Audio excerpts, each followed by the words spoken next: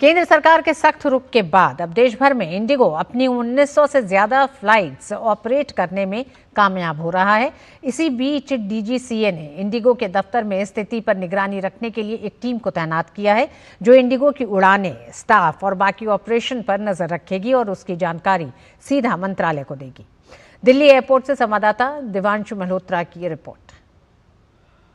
केंद्र सरकार के सख्त रुख के बाद अब देश भर में इंडिगो करीब 1900 फ्लाइट्स ऑपरेट करने में कामयाब हो रहा है और उसके ऑन टाइम परफॉर्मेंस में भी काफ़ी बेहतर होता हुआ नज़र आ रहा है। फिलहाल हम T1 एयरपोर्ट पर मौजूद हैं और पीछे मैं आपको तस्वीरें दिखाना चाहूँगा। ये जो सामने आप बोर्ड देख पा रहे हैं, इसमें आप देख सकते हैं कि T1 से कौन कौन सी फ्लाइट्स देश में अलग अलग डेस्टिनेशंस पर जा रही हैं। कुछ दिन पहले तक हम यहाँ पर देखते थे कि मैक्सिमम जो इंडिगो की फ़्लाइट्स थी उसके सामने रद्द लिखा होता था, लेकिन आज की बात करें तो मैक्सिमम ऐसी फ़्लाइट्स हैं जिनकी चेक इन जारी है और हम कह सकते हैं कि वो उड़ान भरेंगी अब से कुछ ही देर बाद। पिछले कुछ दिनों में हम ये भी देखते थे कि ये जो इंडिगो का काउंटर है, यहाँ पर बड़ी संख्या में जो यात्री हैं वो कहीं ना कहीं अपनी नाराज़गी व्यक्त करते हुए नज़र आते थे, लेकिन आज इंडिगो का काउंटर भी खाली है और यात्रियों की नाराज़गी भी थोड़ी कम हुई है। उसकी सबसे बड़ी वजह यह है कि यात्रियों को अब कैंसिलेशन से संबंधित कोई दिक्कत नहीं आ रही है। इसके अलावा डीजीसीए ने करीब 8 सदस्य कमेटी का गठन किया है।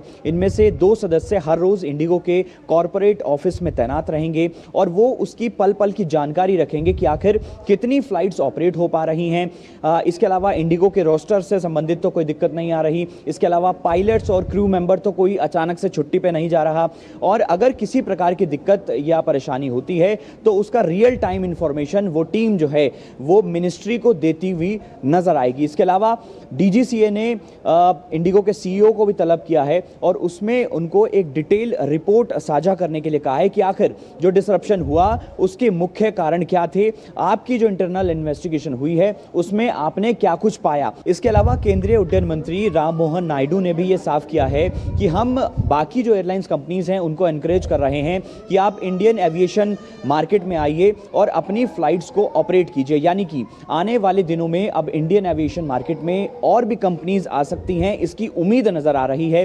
हालांकि सरकार जो है वो इनवाइट कर सकती है, फैसला लेना बाकी कंपनीज का काम है। दिवांशु मल्होत्रा, दूरदर्शन समाचार, दिल्ली। और इस बुलेटिन में बस इतना ही। नमस्कार।